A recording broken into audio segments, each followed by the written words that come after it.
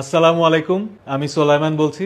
আমি গ্রামীণফোনে প্রোডাক্টে কাজ করি। আমি আপনাদেরকে আজকে বলতে চাই, আজকে গ্রামীণফোনে একটা খুশির বার্তা চলছে, একটা আনন্দ উৎসব চলছে। কারণ কি?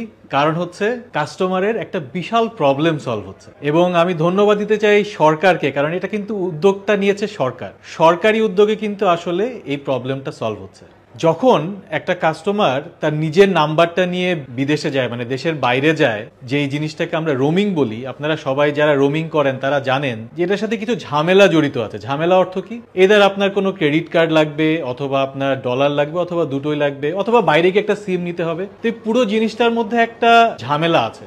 এই প্রথমবারের মতো এই কাস্টমারদের প্রবলেমটি সলভ হতে যাচ্ছে একটা স্পেসিফিক কাজে। আপনারা সবাই জানেন 29 এপ্রিল থেকে হজের ফ্লাইট শুরু হচ্ছে। যেসব হাজি ভাই ও বোনেরা এবার সৌদি আরবে গিয়ে রোমিং করতে চান, তারা শুধুমাত্র মোবাইল ব্যালেন্স দিয়ে একটা হজ প্যাকেজ, হজের রোমিং প্যাকেজ নিয়ে গেলেই হবে।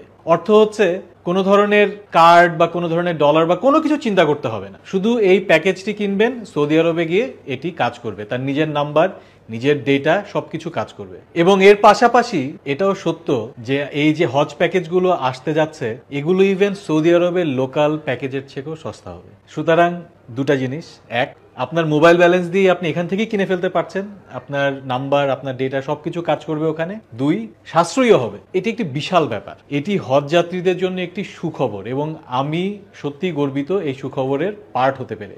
এবং আমি সেই সাথে এইটাও আশা ব্যক্ত করছি যে অন্যান্য সব রোমিং যা আছে, আমাদের স্টুডেন্টরা যখন বাইরে যান, আমাদের রেমিটেন্স যোদ্ধারা যখন বাইরে যান, তারা যে ঝামেলাটা ফেস করেন, সেটা এখন থেকে আশা করি সরকার একটা উদ্যোগ নিয়ে সব ঝামেলাই একবারে সলভ করে দিবেন। এবং আমরা সেটা নিয়ে সরকারের সাথে কাজ করছি, বিভিন্ন মহলের সাথে কাজ করছি। আশা করছি সেই সুসংবাদও শীঘ্রই আসবে। ধন্যবাদ।